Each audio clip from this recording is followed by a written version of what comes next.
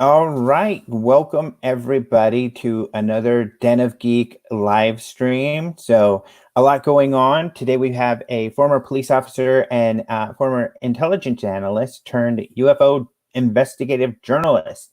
And he's done an amazing job, perhaps.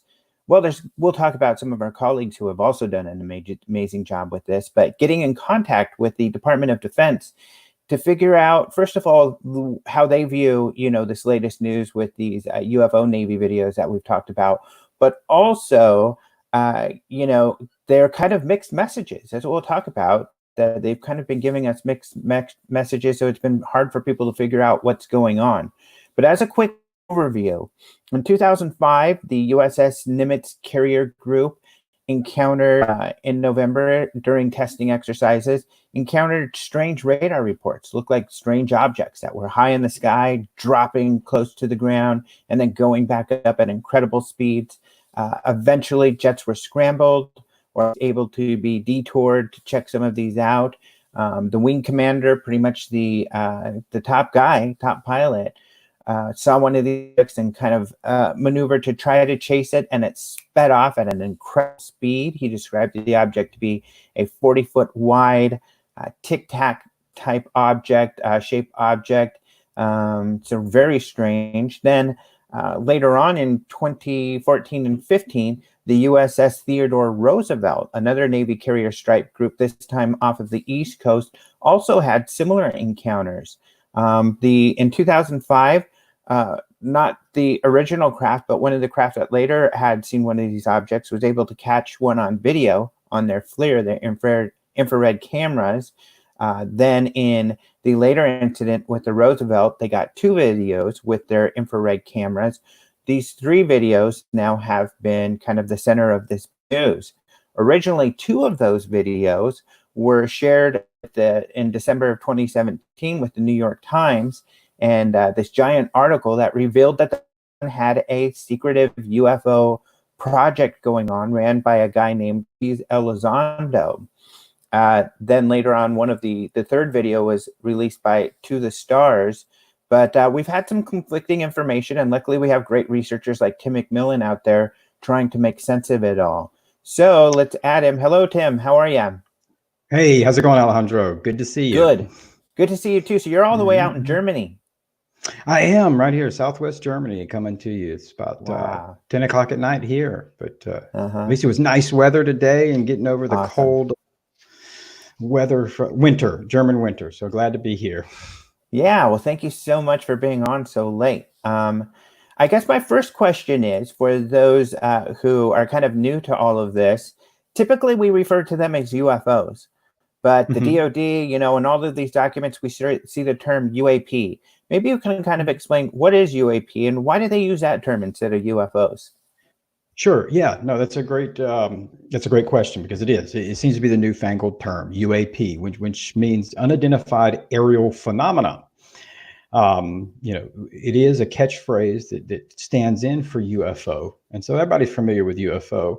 And I think that for a host of reasons they switched to that term. And one primarily being, and I think we've seen this, is that the stigma that carries with UFO is about a 70-year-old stigma, at least 50-year-old, whereas UAP doesn't carry the same kind of connotation. And so you've got a little marketing value there. But I think more importantly, and I've pointed this out to people, that it may actually be kind of wrong to even narrow this scope in to say these are UFOs and the terms of unidentified flying objects, because oftentimes in these cases, and particularly the 2004 Nimitz incident, 2015 that you just discussed, the characteristics these objects are engaging in, by definition, book definition, they're in the air, they're, quote, flying. By the definition of how we understand lift and propulsion, how we engage in flight, they are not flying. And so to some degree, I think maybe analyzing these as, quote, unidentified, quote, flying objects creates at least kind of an implicit bias to how you view them, because they're doing something, but by how we define flying, they're not flying. And so this term was coined and brought forward I think he had no problem saying it. That when I interviewed Luis Elizondo, he said that was one of his big things, is kind of changing that term, because it does broaden the spectrum too. Um, you know, I've never heard anybody say they know what these are. And so aerial phenomena kind of opens the door. Could it be something mechanical? Sure. Could it be a very exotic, rare, and misunderstood natural atmospheric phenomena? Maybe. I don't know. It just opens Yeah. that door, and I think it's important. Yeah. So we'll get to the discrepancies and kind of you've been able to find. Fortunately, you've been able to get some conversations back and forth with the DoD. I've been very unsuccessful, but we've had some other colleagues like, the Black Vault, John Greenwald, who's had a lot of back and forth as well. One of the discrepancies early on, even in that Times article, was that, Lou Elizondo belonged to this program called the Advanced Aerospace Threat Identification Program, ATIP. He said that the project still existed, but probably under another name, whereas the DoD said that funding ended in 2012 and the program ended in 2012. Where do you stand on that? Did the program continue like Lou says? I think we have other people like some of the engineers who worked on the program who back up Lou and say, yeah, we were working past 2012. What do you think? Sure. Yeah, no, I absolutely agree that it continued. And this is something that I base it on. I'm an investigator at heart. I kind of got into journalism, but my career was in law enforcement and intelligence analyst, intelligence investigations. Really was an investigative analyst. And so my approach is a little different. And you start grabbing up all of this kind of totality of framework of evidence. And it's overwhelmingly that it did continue. Probably more significantly, it's just been acknowledged as recently, I think last week, the senior strategic planners for the Pentagon, Ms. Susan Go, who is the UFO point person, she acknowledged that there is a interagency team running under the cognizance of the Undersecretary of Defense's office for intelligence. And so this is still going on. And I do understand where a lot of the confusion has come from. To an extent, it really boils down into a lot of these topics and natures get into just a bureaucratic minefield of how government works, the inherent bureaucracy that goes with it, and all the confusion. I think when we say that it continued and that it still continues today, it's important for people to realize that that doesn't mean that there's like this ATIP office, all right, ATIP building, with the 5 stories and the flagpole outside. That's actually not how things are done, even the most significant things.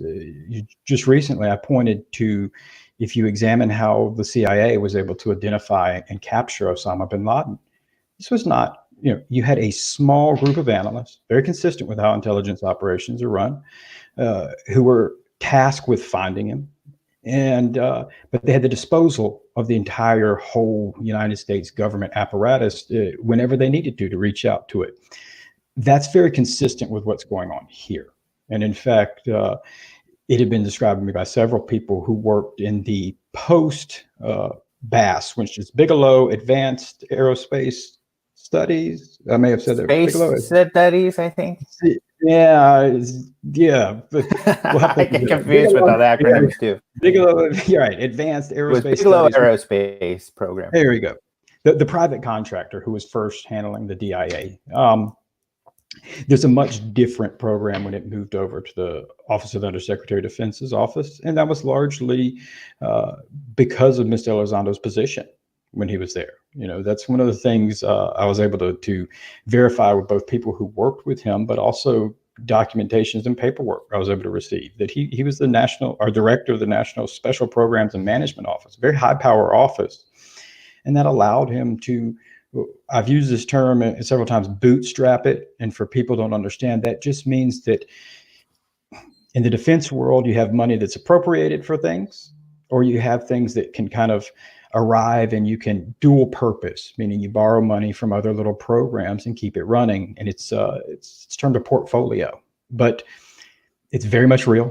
It very much goes on. It's not necessarily an ad hoc. I think some people have said, well, it was just like a coffee group that met, around the break table and was into UFOs. No. A little bigger than that, but kind of in between. It was approved by the Secretary of Defense's office. I'll say that much. And that's some things that I won't get too much into it, but that's some things I'll be bringing out in some work I have coming up. But yeah, it was an approved endeavor, and they had a lot of support. And again, they've acknowledged just recently that the program still goes on. We just got this comment from Michael Boyle, who's watching, and he put in all caps, Dr. Eric Davis says he currently works for what was once called ATIP. So that's a good point. Dr. Eric Davis was one of the contractors with ATIP. And he says, yeah, he's still working with a group that is similar to ATIP, but I guess under a different name. Absolutely. And I think this just came up. I think Dr. Davis did an interview recently, and I'll try best I can to explain what although I have not talked to Dr. Davis in any, recently. I have spoken to him plenty in the last couple of months, but not about this particular issue. But there's absolutely no doubt in my mind that what he's saying is true, because in these type of operation, and that's what is very important, that when the Pentagon acknowledged that it was still going, they said under the cognizance of the Undersecretary of Defense for Intelligence Office. So this is an intelligence endeavor. Whether people agree with that or not is another story that we can debate that. It's going to be run like such. And so you don't necessarily have to hire or contract out private contractors. If there's subject matter specialists and people you want to bring in, there's no doubt in my mind that there's certain areas Dr. Davis would be a subject matter expert, and the people who are currently running it, there's no doubt that they probably do reach out to him. Absolutely. Yeah, and we should do a shout out. That was Stephen Greenstreet's show with the New York Post. He's doing these shows with Nick Pope, and he's got that interview, I think, up today, although he released a little pre Whet Our Appetite thing yesterday. So, I think that you bring up a lot of really important points, especially when you talk about kind of the bureaucracy, and not everybody's going to be in the know with everything. And that certainly explains some of these kind of mixed messages that we've received in particular. And even you and I kind of didn't necessarily see eye to eye early on with these mixed messages, because we had, like you mentioned, Susan Go, but there's others. We had the Navy, for instance, after that New York Times article saying, yeah, we take UAPs seriously, it's a real thing. But then we had, I think, Susan Go, or at least people in the department, coming out and saying, well, no, there was no program related to UFOs. Elizondo was not part of this. They've kind of changed their tune over the years. But how did you see that evolution? And, what was kind of your mindset? Were you getting confused? Were you like, hey, what's really going on here? Sure. And I think anybody that has heard the number of contradictory statements or differing statements of the last 2 years, it is confusing. I think initially, and this was, before I'd had an opportunity to actually, I would say that the confusing statements are what launched me into really tackling it as a kind of an investigative endeavor, because it was so slipshod and contradictory, and you had multiple spokespersons. It was as if one person got to say one thing and they were like, all right, you're out of here, you're somebody else now. And so all of this just weird, and including everyone contradicting the first statement, which was by Mrs. Dana White. And I think what was that statement? That was the statement that ATIP did investigate UFOs, and that Mr. Elizondo did run the program. It's important to note that when Dana White said that, I believe she said that to Brian Bender at Politico, which I would expect, because Mr. Bender is a defense reporter at Politico. He's got some good connections, because she was the Assistant Secretary of Defense for Public Affairs at the time. Everybody past that are now just either strategic planners or spokespersons. But when she made that comment back in, that was right in the initial news, December. She was the person that runs that public affairs office for that time. She has left, but everyone since then, we've not heard from Mr. Jonathan Hoffman, who is the Assistant Secretary of Public Affairs now. But she was, the buck stops there in terms of public affairs. And so we would see these weird peeling backs where you had, oh yeah, we looked into UFOs, but never mind, Mr. Elizondo had nothing to do with it. And then it morphed into, no, it had nothing to do with UFOs, had nothing to do with Mr. Elizondo, you're like, what is going on here? including to the extent I think where I really got frustrated was that last kind of Mr. Luis Elizondo had nothing to do with it. But they confirmed for me that the letter that Senator Harry Reid had sent asking for SAP or Special Access Program status for ATIP was authentic. And we had Mr. Elizondo's name on that list. And so it's one of these things where now, I thought, okay, I'm following the leads, and if, to some extent, I'm taking the government's word for it. And then I look at that and go, well, what the heck did they just, back in 2009, they just grab some random dude and go, put that guy's name on the list. Right. And, what do you make of this? Because, I mean, my stance was, first of all, I interviewed Brian Bender and Leslie Kean, one of the New York Times writers. I've known Leslie for a long time. I had a little bit of a heads up, at least on the formation of the group. And, for all of us, and Brian's explained this, wait for a FOIA when you're writing a story. You verify your story with your sources, like you said, like he did with Dana White, like the New York Times did. And their sources were people like Harry Reid, who created the program, Dr. Eric Davis, who was a part of the program, other engineers and other unnamed sources who were insiders who knew. Why is the Public Affairs Office not speaking with those insiders? Why aren't they going to Harry Reid to verify, or some of these engineers to verify what's going on? Instead, they're giving us information counter to what these insiders had said. And, the seasoned journalists are like, well, I know the insiders, they're the guys who actually worked on it. Whereas other people are confused and like, well, hey, the press office is telling us something different. Why do you think that happened? And continues to happen, really. Yeah, well, because none of those individuals, including Senator Reid, were still in government. And so it doesn't diminish them. But yeah, the Public Affairs Office can only speak on behalf of the Department of Defense, and that de facto trickles down to the employees themselves. And so they couldn't necessarily take the word of anybody that wasn't there, because actually they're not the spokesman for Senator Harry Reid now. They're not the spokesman for Dr. Davis. And so they were only dependent on individuals who currently work in the Department of Defense that should have cognizant authority, should know. To some degree, we're having to speculate why things happen. And I think what is very interesting, it's something I'm kind of working on now, and hopefully next month or two we'll be able to reveal, is that as I dug deep into really finally, and I think that the final straw was, and you said I've had some good communications with the DoD. That's being kind, because I've had some good communications with people who are in the DoD purview, shall we say, and in some good positions. But in terms of Public Affairs Office, absolutely not. I've been ignored, and just the last statement that Mrs. Go gave to, I think, everyone, it was a mass to the journalists, was that final, I just want to clear the record, Mr. Elizondo had nothing to do with it, and ATIP had nothing to do with UFOs or UAP. And then it wasn't 2 months later that I published Dr. Kit Green's study, which was one of the 38 defense intelligence reports that was contracted during that OSAP contract, and spoke with Dr. Green, where he said, oh yeah, my study was 100% UFO. And I mean, here it is. And again, we had this glowing contradiction, which in my opinion may cause maybe some of the reason for the silence at this point, because they're kind of in a bad spot. That they told Congress this is all the product produced by OSAP. They told the American public it had nothing to do with UFOs. And then I was very fortunate to be able to get a hold of that product, publish it for the people to see it for themselves, that it's all about UFO. And so it's one of these issues where you pick your poison. Did we lie to Congress? Did we lie to people?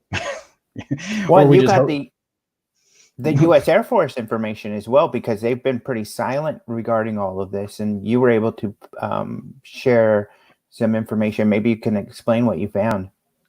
Sure. Yeah, I snuck that one in by just being able to kind of cleverly word a FOIA to get it in there, because we did have some FOIA emails. There's a lot of interesting concerns, and I'll mention this before I get to that. Concerns that emails between public affairs that had come out through the FOIA process Douglas Dean Johnson with the SCU was actually the first person to get it. Does some great work where we were able to see some behind the scenes, some things that I think are still concerning and have not yet been addressed, where you saw public affairs officials with Assistant Secretary's office kind of controlling, like, we need to coordinate with our FOIA offices, make sure what does or doesn't get released. They don't have that authority. And, there's a laws in place that they're supposed to abide to. And so I had to, but it was clear that they were monitoring this type of stuff. They plainly said, keep a, quote, very, very close eye on your FOIA offices. Starting in late November, in fact, because I do other defense stories, I haven't recently, but other, not just UFO stuff, but every single request that I would submit to just a duty officer, I would be CC'd on Susan Go. And so I was on the hit list. And Susan Go, with all due respect, has really been the least accurate. She's been the one who has most strongly been pushing forward some of the information that is counter what the people who were on the inside are telling us. Yeah, and I stand for. I always try to think the best of people, and so it's one of these things where I'm not sure that Mrs. Go hadn't been thrust in a bad situation where she's having. I mean, she's only dependent on the people talking to her. I think a lot of her silence may be from the very simple fact that it's kind of come out that maybe she was given some bad information, and she wants to be very careful. I like to hope that. Miss Go, if you're listening, I still believe in you. So please come clean and help me out, answer my emails. But yeah, me too. And I believe in public servants, so I certainly do not want to bring her down at all. And it would just be nice if we can get some coordination and some of these gaps to be filled. Well, and one of the things, Alejandro, I think people would be surprised is that if you took my last Popular Mechanics article, which was the one where revealed the kind of Bass study report, how Bass was operating with the OSAP program, Kit Green's dirt, I gave all of that to the public affairs office. They knew what I was going to publish for months ahead of time, because I'm not playing gotcha journalism. I'm not trying to make anybody look bad. I'm like, hey, there appears to be a very significant story here, and let's try to make sure it's clear and accurate. I come from government, whether it's localized or I'd work with state and federal Department of Justice things on task force and stuff. We work together. Like, I'm not here to make anybody look bad. So it's disappointing when I really have tried to go above and beyond to be like, hey, by the way, this is coming out. Here's some time to craft something. So I wish I could know what exactly is going on there. But back to the original question, circle back, I was able to sneak out the Air Force Office of Special Investigations report that was filed several days after the New York Times article was released. Someone within the Department of Defense ordered an investigation to be done into the release of the videos. Now, I'm glad to have this opportunity here and hopefully clear up for your listeners and anybody else that's in the UFO community, because fortunately, public affairs would not answer me. I asked numerous times, why did Air Force Office of Special Investigations get involved? And anybody with any background in the UFO community knows, like, that's usually the dun dun dun. The center brings up images of the 80s and people like Richard Doty, and so the disinfo, the real Men in Black idea. But in this instance, finally, after that article was published, actually, I was able to talk to some people around the public affairs who explained that AFOSI, that headquarters detachment, they're the policy police. And so they're who assigned to it. So it was a policy violation. But this was very interesting to me because first and foremost, they're the policy police. And so they initially in that report said that they thought these videos were classified. I don't believe that's accurate. I do not, because the people who had the authority and ability to determine the classification of those videos knew that. And secondly, if you thought they were classified, Mr. Elizondo by that point was a private citizen, or he was a civilian employee at that time. The FBI gets involved. It's a crime. I mean, ask Edward Snowden as he's hiding out in Russia, or anybody else who's leaked information. You don't call in the policy police. And that was a red flag for me. And they did, it was very plainly in that report said, very matter-of-factly, I thought it was so interesting. They redacted his name, but we knew who it was. Mr. Elizondo had disclosed that he was part of the I don't know if they named ATIP off the top of my head, but said a program investigating UFOs. So he said it. I mean, it was not, I've debated this because some people say, well, that's just what they said. And I go, again, now we're in this realm that I spent almost 20 years of my life. And I know when you work investigations and you're dealing with reports that potentially could lead to criminal prosecution, you word things like, this person claimed they did this, not this person disclosed they did this. So two different meanings, especially in the legal world. And so they kind of plainly acknowledged that he was involved in this. And you watch this investigation that goes on for several months to where they finally, acknowledge to everybody, oh yeah, these are unclassified, don't show any sensitive capabilities, and they're good to go. And the office, the unofficial disclosure office, there's so many, I won't even try that acronym. There's enough out there. But said, yeah, matter's closed. We're done. And I think that was kind of consistent with what we had been told by Mr. Elizondo to that point. And you're right. There was plenty of times, especially in the initial stages of this, I was either critical of him or, like you said, we butted heads and stuff. And that goes into the hard-headed gumshoe detective in me, is that I wanted to hear from some people outside of TTSA's purview. Not that there's anything wrong with them, but for me, it was like evidence. I wanted people that didn't have motives. And is that third-party verification? Yeah, as much as you can. Yeah, I wanted people. It's motivation and intent is very important. So to be able to get that from outside sources and get that from people who really had no dog in the fight, and God bless them, tracking down people who still work in very highly classified positions, but worked with Mr. Elizondo. And they were able to, of course, they couldn't go on the record, but there's certain statements in my articles where they gave background information under the condition of anonymity. And I tell people that's because these positions they're in, they could lose what they're doing if their name was out there, but they're not working on UFOs. But they did work with Mr. Elizondo. There are a lot of really great things. I began to get a picture of him. And that was one thing. One of these days, I hope that me and him can do a joint interview, because I'd love for him to share those early days of him and I's interaction. And I'll give him credit, because I treated him like a suspect. I went back to my training. I treated him or a suspect or witness, pushed him. And I was a behavior analyst. I was looking for, is this guy lying about anything? And so once all these things were off the table, you started to see a whole other slapshod picture of things where you're wondering who the heck knows what, still that's inside, and who's saying what. And in this instance, I'll be honest with you, Alejandro, and this is something that'll be coming out soon. I uncovered a whole bunch of stuff that has nothing to do with UFOs per se, just individuals that were in the purview of this or were in the chain of command control. And I found stuff that I just went, why would you not have been given a clear and concise statement up front? And why would you force somebody like me to go through all of these investigative steps, dig up all your text messages, all your emails, and uncover things that are embarrassing, and you don't, the misconduct, stuff like that. And so I was able to get a picture of the fact that there was individuals that had the authority and power that were engaged in not good things. They're currently under investigation for that, having nothing to do with Luis Elizondo, nothing to do with me, but things that they were doing. And so you realize that sometimes people's bosses or coworkers are jerks, and it became this human factor going, okay, there's no UFO cover up.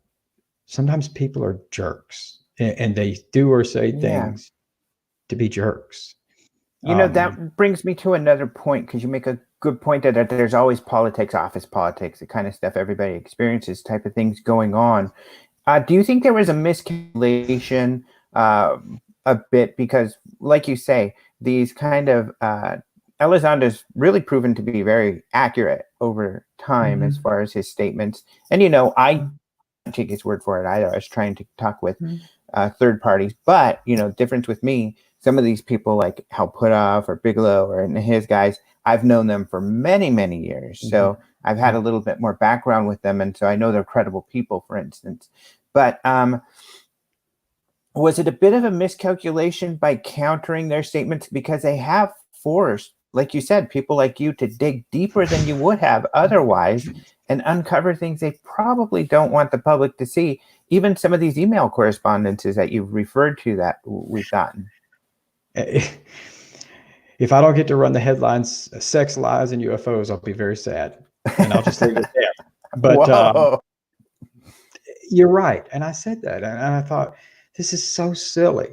Because, I mean, at any point in time, like I said, I can only speak for what I did, is I try to, and I still do try to coordinate with public affairs and try to, I'm acting on good faith saying, hey, maybe you don't know this, but here you go. And I'm giving you some time, but this is going to come out eventually because I think it's stuff the American public needs to know. I mean, I was a public servant for 17 years. I recognize that. The things that I said or do on Facebook, the things that I say or do on my work emails and text messages belong to the people because they pay my salary. And so there goes this other side of me who's like, upholding this standard as public servants is a good thing. And it is. It is, to some degree, it's frustrating because I would say the last thing you want to do is see people who are career public servants get in trouble because they're just being dumb. And I've said this as well. I was very fortunate to grow up kind of on the periphery of the world that Elizondo came from. And my uncle worked in the Joint Chiefs. He was in the DIA, and he retired as Special Forces officer at the Pentagon. So I used to grow up around all these I used to hear all these crazy CIA contractor stories and stuff around when they were drinking beers.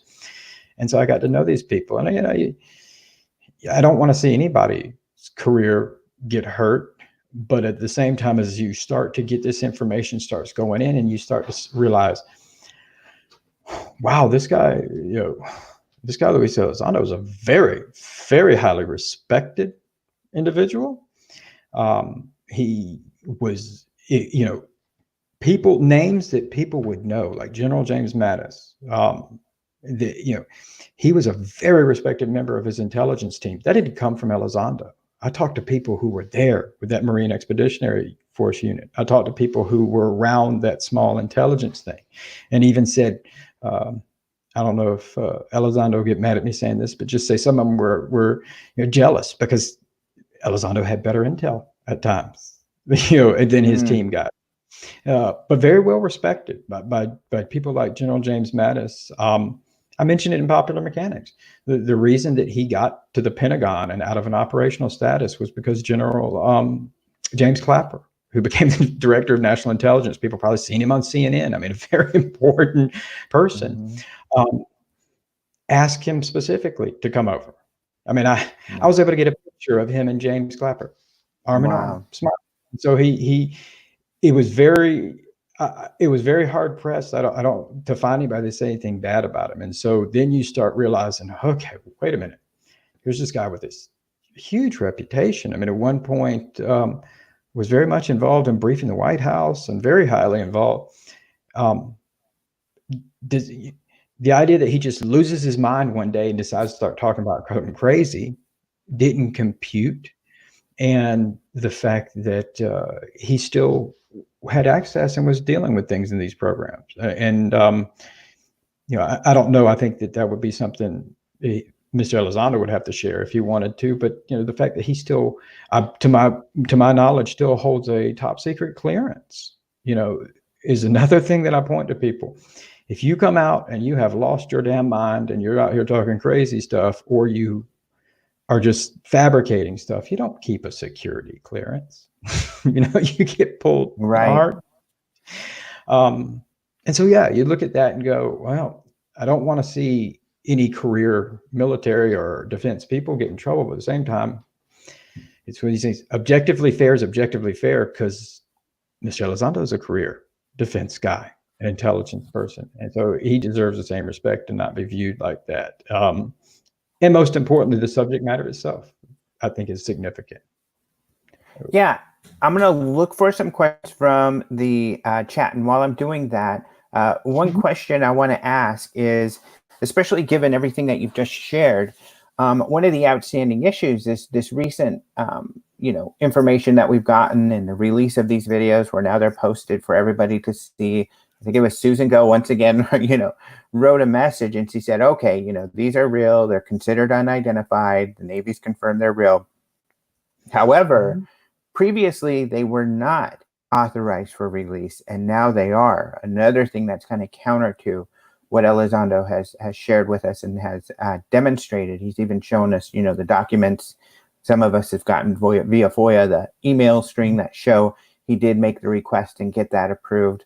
What do you make of that kind of little jab in there, still saying, well, they were out before, but they weren't authorized to be out, and now they are? Well, they're not wrong, but they're not right in terms of how things were framed. And I think I covered that when I tried to, for Popular Mechanics, when I dealt into this long, the tale of the tape, this history of the 2004 Nimitz incident video. You're right. We'd heard it. They were not official for public release. They weren't released for public. And it gave this impression that that meant Luis Elizondo had circumvented the rules and snuck them out or somehow. But when I very plainly asked Mrs. Go, who again, like I said, she goes to going back to September, she's the UFO point person. I finally said, well, whose fault is it that they weren't checked off for public release? Whose responsibility was it? And very plainly, she said it's DOPSR, meaning the people who approve things and sign off on it. So it wasn't his fault.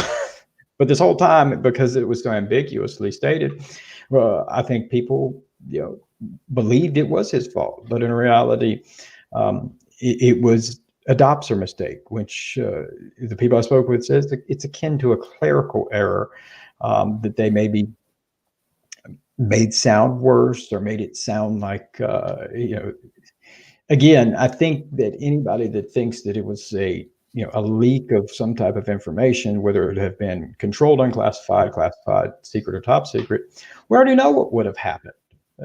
Again, ask Edward Snowden, ask Chelsea Manning what happened. He would be charged and he'd be in prison.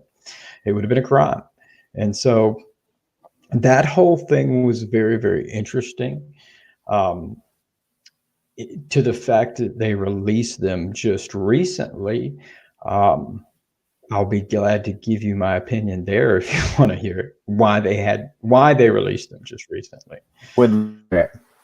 Okay, well, because I have not shared this yet, I'm gonna sneak this out and even steal away from kind of some of the articles that I have coming up. But I have been told, and I hadn't verified this yet, but you'll be able to go back and see this as well. But part of that, oddly enough, had to do with when I got that Air Force Office of Special Investigations report and published it with Vice, which was 2 weeks before they released them on April 27th. Because again, going back to D. Dean Johnson's, the 48 emails he got, there was an email between Mrs. Go and an Air Force public affairs official saying, we need to keep a close eye on these videos because in the FOIA office requests for videos, make sure they're consistent in what we release and don't release. As of right now, we're not releasing the Navy videos. The problem with that, in that Air Force Office of Special Investigations report, if you read it and go all the way to the bottom of it, AFOSI acknowledges I think it's around March, that they had already determined through the F-18 program office that these videos did not show any sensitive capabilities, anything that would have compromised national security. And in the very last lines of it, they say these videos went through now the official process of release and everything, and they are considered unclassified. The matter is closed. Well, if they don't show sensitive capabilities and they are unclassified, they are fair game for FOIA. Right. Why 17 months later, public affairs would be saying, as of right now, we're not releasing them? I don't know. I don't have an answer to that, but they didn't have legal authority. Yeah, they didn't have legal authority. I FOIA'd them years ago, And the only response I got was maybe 6 months ago, this email string between Luis Elizondo to get that DD 1910 authorized, which it was. That's all I've gotten. I No, didn't get the videos, but no one got a response denying the videos. And so there is good a point. concern there. And I think needs to be addressed, rightly so. There's a concern there because like yourself, I know, John Greenwald of the Black Vault did the same. A lot of people filed FOIAs because they wanted, well, give us an official copy of this. So they filed video. A lot of people got a response saying, it's complex. It'll take more than 20 days. The norm there. No one got a denial letter and no one got anything. But we know from that Office of Air Force Special Investigations report, April of 2018, they'd already gone through official review and were already determined unclassified.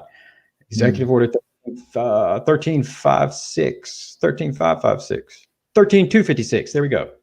They were free. They were fair game. There was no reason to keep holding them. So I don't have an answer why 17 months after that, there would be any communication saying right now we're still not releasing them. And that, I think that's concerning. And maybe there's a great reason, but this is why I've been pushing them. And I encourage everybody to push them. It shouldn't be like this anti-government thing. This is what the process is established for. Freedom of checks and balances. And so there may be a great explanation why, but that alone kind of concerns me. I mean, that. Yeah. I mean, with that. And it had been strange. I mean, Tyler Rogalway, a writer for The War Zone, which is part of The Drive, a Times publication, he wrote an article about, he works with press offices with the Department of Defense on a daily basis, but he's never, ever across any of the stories he writes on a daily basis ran into the problems he's ran into with Susan Go trying to get information. And like you, he's not trying to, diss her or anything or make her look bad. He's just saying, why is this? Why am I having such a problem getting even a response? Months after go by, and he just hasn't experienced this sort of thing. But we should go to the questions from the chat.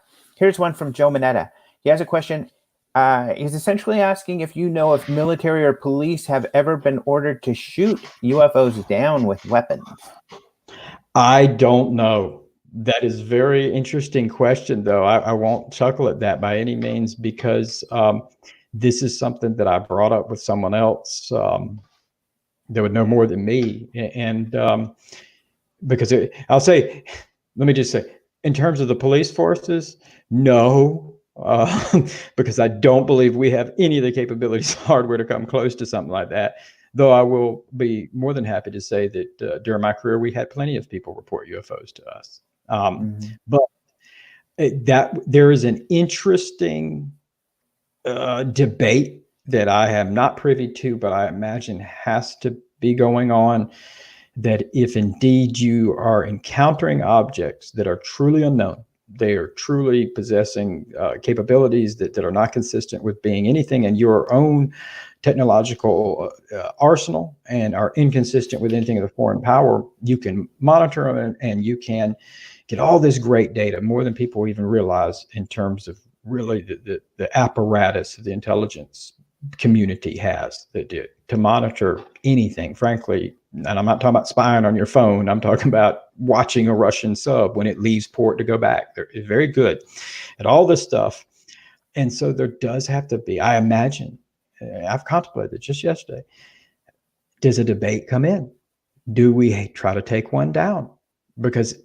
Can we? And do we try to take one down? Because is that the only real way to get an answer to what the heck this is? If it was a conventional foreign adversary, heck yeah, that's what we do. They try to do to us. They take down, U-2 spy planes, or Iran took down one of our drones. We take down their stuff. We ship it back and try to figure each other's stuff out. That's the game. Something like this. So the short answer is no, I don't know of anybody trying to do that. Do I believe that if indeed they're getting true, not just the pilot reports, not just these FLIR videos we're getting, but actually from the just number of capabilities and things that I don't even know about, but we know exist in terms of being able to monitor things. If they're getting all of this, does the decision go into, hey, do we try to take one down? I'm kind of glad I'm not at that table, because that's got to be a very interesting debate. Because it's one of these things that certainly there's reports of people who have been injured by these types of events, although they appear to be happenstance, other than maybe like Corrales in South America. It sounds pretty dramatic, but no, they're not. Nobody's getting attacked right now, and so it's one of these things. Do you poke the bear, or what? I don't have an answer for that, but I think that's not a silly question, and I bet a Coke and a smile that has to be conversations that go in. And I'd love to be a fly on the wall, because one of the other questions that was asked, and I can't find a representative one to display it, but they're asking about these things called the Wilson documents. So we talked about Dr. Eric Davis earlier. He allegedly had this conversation, and there's some notes that were shared online that he was talking with like an admiral about UFO conspiracies, essentially, and the admiral told him, yeah, he thinks there is, kind of some overarching UFO group type of thing. Are you aware of those documents or have any thoughts on that? Sure. I am aware of them. I think when I initially saw them, I dug into them. I'll be the first to say that I don't want to say they're a hoax. I thought that they were, I didn't know if they represented an accurate portrayal of a true event that happened, but I don't want to say they're a hoax. That was my initial impression. But I even said, I did an analysis of that for John Greenwald on one of his shows, where I said, but at the same time, there is certain information in that document that whoever prepared them, they knew their stuff, because there was little idiosyncrasies that just the average person wouldn't pick up on, down to even where they labeled the EG&G building was. They used a very, somebody local to Las Vegas or familiar would have, the road that they termed it was on, because it's not actually the name of the road, but and they even named a position that no longer exists in the DoD, but would have during that time frame. Very obscure position. And so it was somebody was knowledgeable there. I don't know. And I have asked a lot of different people about it, because people always ask me about them. And I'll say they're popular these days. Here's part of the problem with it, and I'll be honest with you, Alejandro, why I haven't devoted a ton of time into them. And I know that makes people so mad, because they're like, this is the key. It's important to realize that, well, I was told that this would have been very much like the Bass Allstat. If this existed, it would have been a carve out, meaning it's private industry, which means exactly why somebody, no matter who it is, President of the United States wouldn't have access if it's private industry, proprietary, technically. Without getting in the weeds of all budget stuff, because there could be other circumstances, but it'd be a private industry thing. But I think one of the reasons that I haven't dug deep into it is because even verifying that everything 100% is accurate in it, meaning the meeting took place, meaning Admiral Wilson actually tried to do what he did, because by his own account, he was never gained access to anything. I don't know that you can ever conclusively prove that they were working on down UFO stuff, because at the end of the day, it could have just been a highly compartmentalized class. It could be the development of the next stealth bomber. And if they've got somebody coming in there saying, I think it's UFOs and aliens, they go, sure thing, bud. Yep, that's what it is. Right, I agree with that statement. We'll never be able to confirm it. All of the parties involved are either denying it, or like Dr. Davis won't speak to it. And I feel it's got material in it that was popular back, 20 years or ago, but are things that have been debunked since. So that's a reason why I have not taken it as seriously. I heard a very interesting story that would have gone with those, I will say, when I was working on my popular mechanics piece. But caution people to abundantly say it was a very interesting story. I'm very, very, very cautious about what I'll say. This is fact because I can substantiate it with material or secondary, third, fourth eyewitness testimony. This one is not one. But it is from somebody who absolutely was part of OSAP and Bass, and they told me an interesting story that went along with that. That potentially there could have been some materials that were transferred to a private aerospace contractor because that's the safest place to hide it, per se. And that it wasn't to hide it from the American people. It was that if indeed this is accurate, it was representative of a technology that is so far beyond ours. And so our levels of understanding in terms of material science, even, how do you manufacture this? How do you replicate it? How do you examine it? Was so far ahead. The decision was kind of made.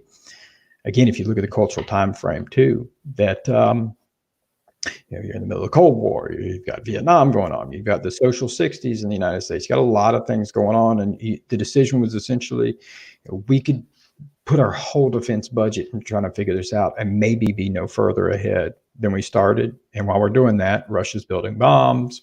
We're in a Vietnam War. So they put it up like the Raiders of the Lost Ark. That's intriguing. It's an intriguing story. But I just say it's an intriguing story. I don't have anything to go along with it. It'd make a great movie. But that kind of, some of the breakdown through that, you go, well, maybe that could explain some things that are weird. But again, it's a wilderness of mirrors. And so I know that makes people mad, but that's just one area that I don't put a lot of. So here's another question. Not sure if you can answer it. It's from the Signal. He's someone I think we see online quite a bit. But he says, have you had a sit down with any of the people working on the current UAP program?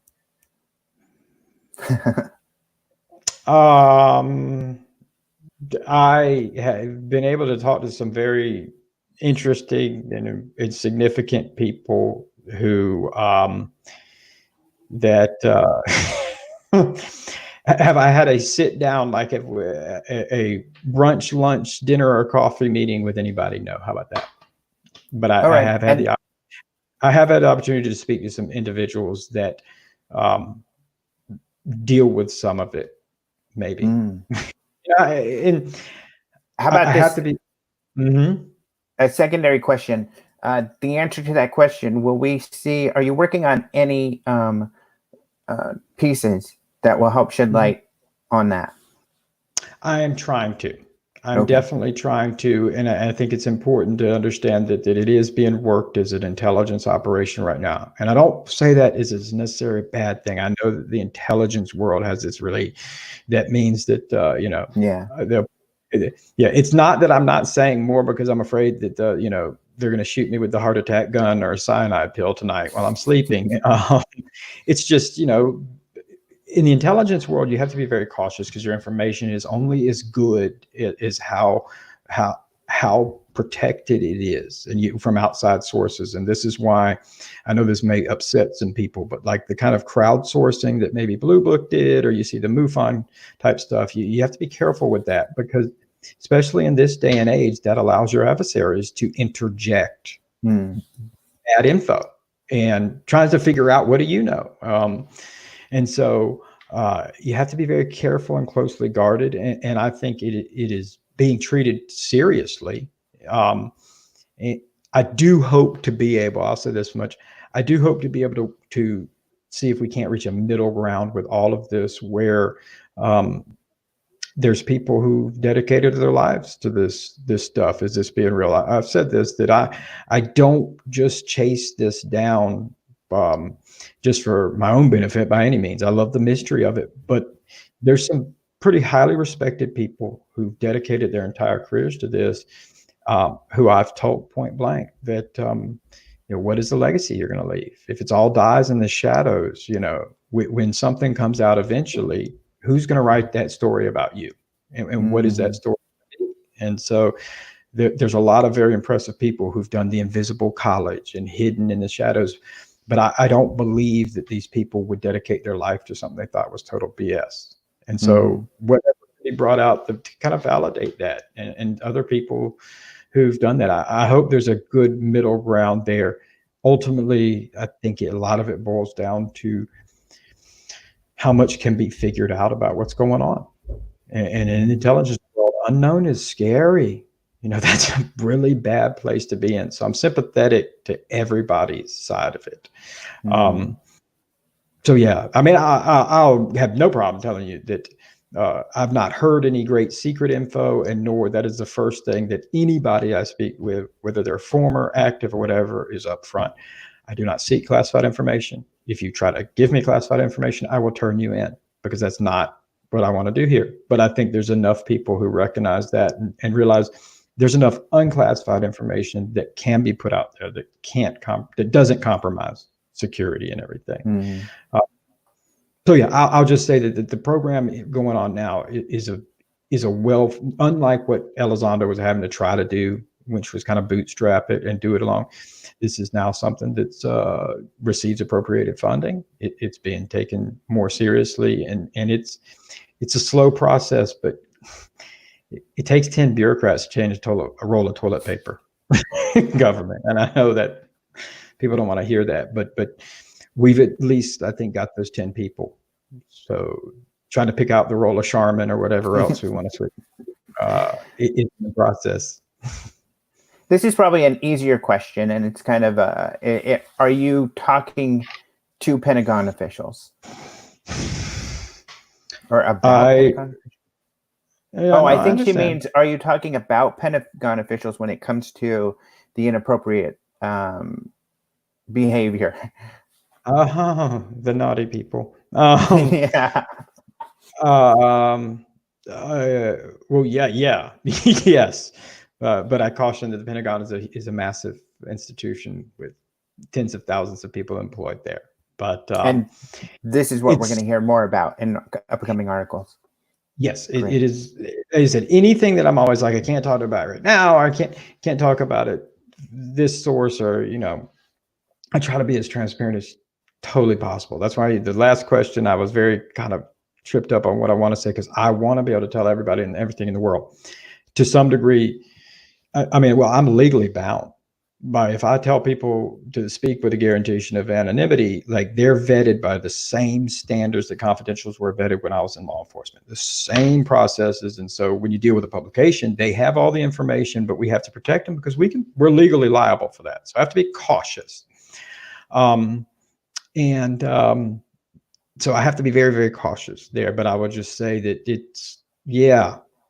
that in a roundabout way, they're somewhere in the Pentagon. How about that? The next question from Danny Silva, another guy who's doing some great work out there, writing on all of this stuff. But he's asking, how did you get access to those private text messages? Oh, yeah. Great question. Yeah. Nothing secrecy. No leaks here. No, nothing. People don't realize that. I was very fortunate, because when I took early retirement from law enforcement, my last year, I worked as an intelligence and investigative analyst for a legal firm, a private legal firm.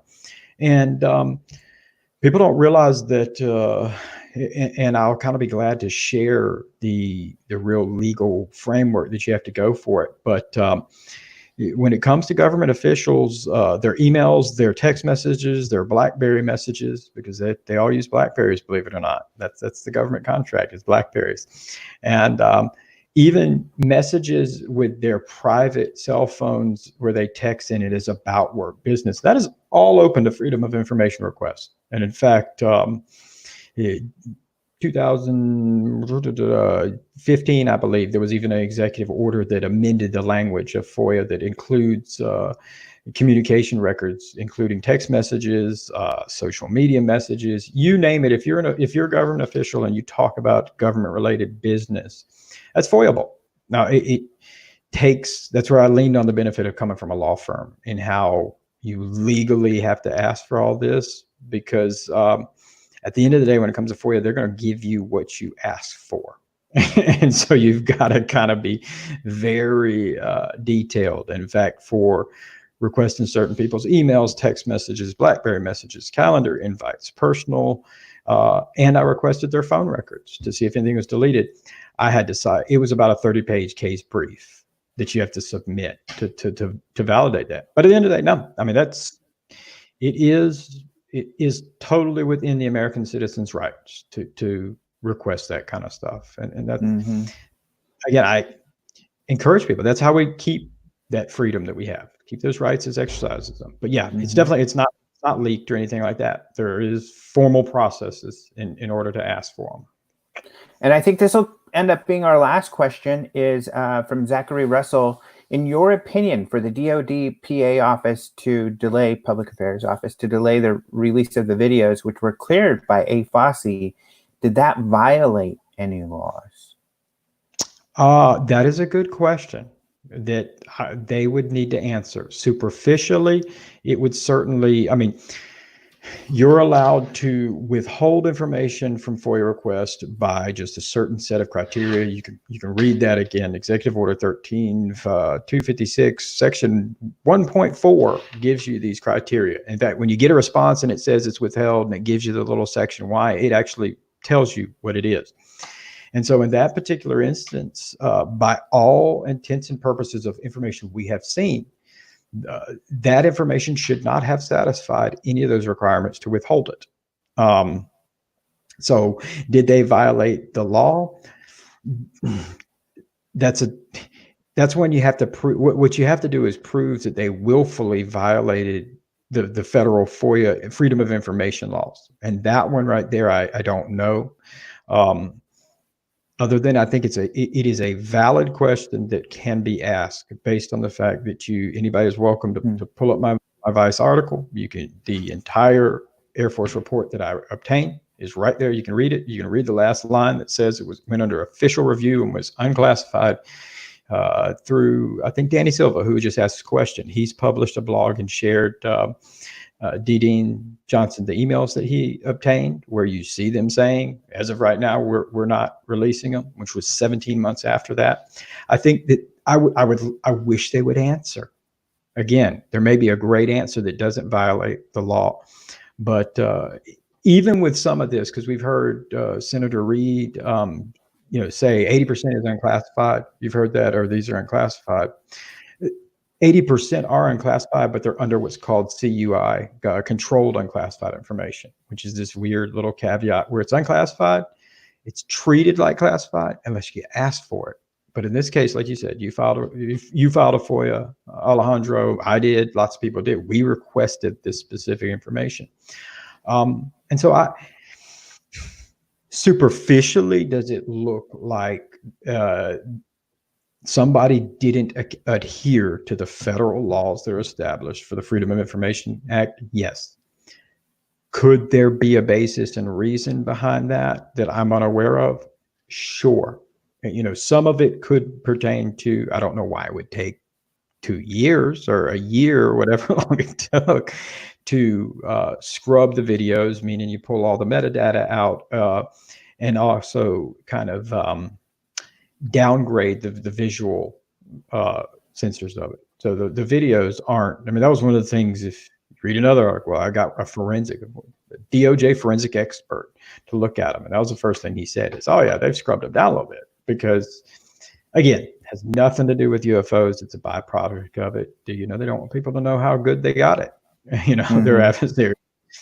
And so the potential exists there that it wasn't released because they hadn't scrubbed them down yet. I don't.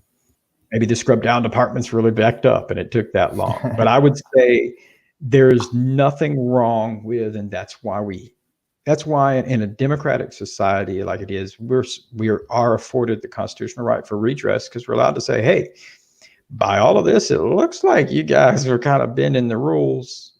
Can you answer this that you weren't? And I just thought, why would this issue? And that's the thing that continues to intrigue me. And I think people should continue to ask, if it's a distant airplane, if it's bunk, if it's all these things, why is there all the games? Why is there the confusion? And that, I think, alone, if there was this much confusion and contradictory statements, and even that statement alone, where you've got, it's unclassified, we're still holding it. Oh crap, we got to release it. That went out.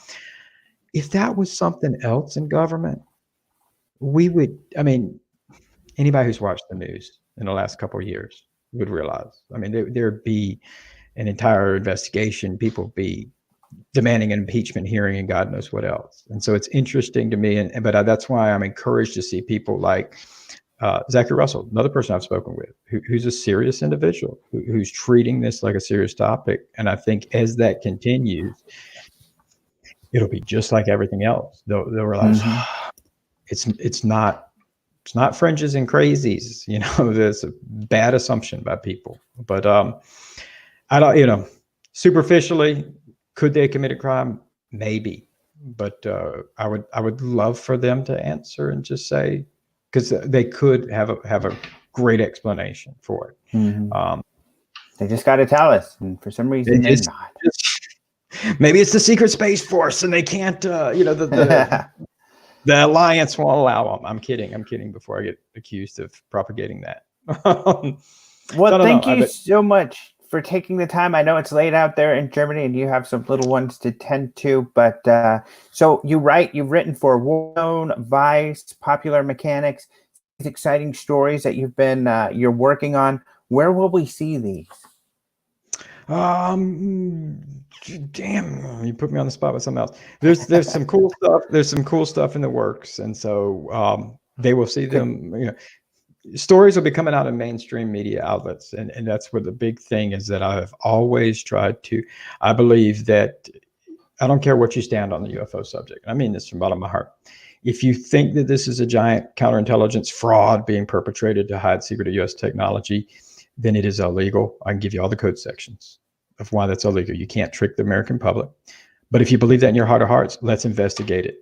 If you believe it's foreign tech, that's a huge problem, and I think we should all. Let's investigate it. If you believe it's something else and the potential for a highly advanced, no problem, Zach, highly advanced technology, well, then that's even more. So it's significant, so let's treat it significantly. And that is why I have tried to, everything I've tried to put out has been attempted to be in a mainstream audience that's not just meant for the UFO community, but for everybody, because this is,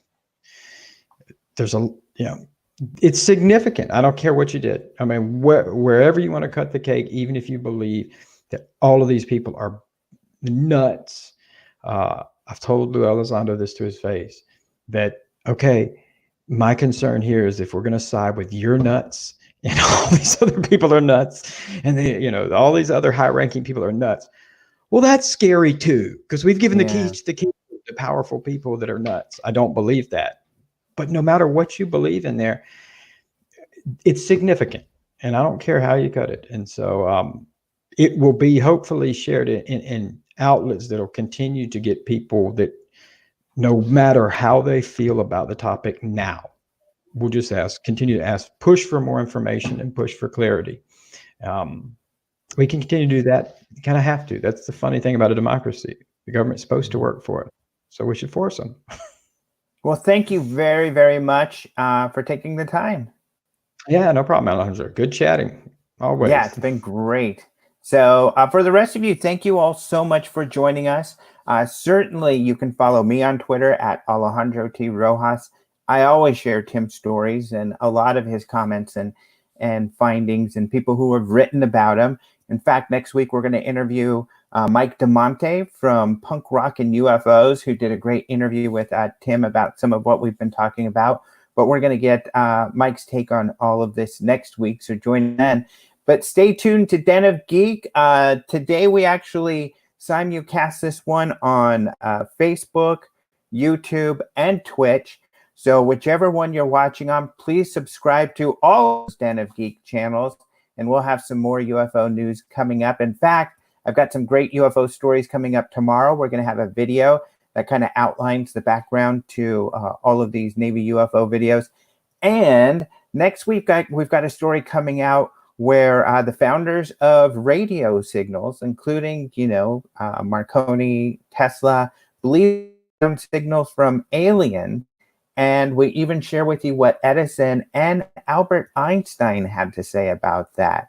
I think you'll be surprised. It's a great story. And so stay tuned for more UFO news on Den of Geek. Until then, I'm signing out. This is Alejandro Rojas. Thank you all so much for joining.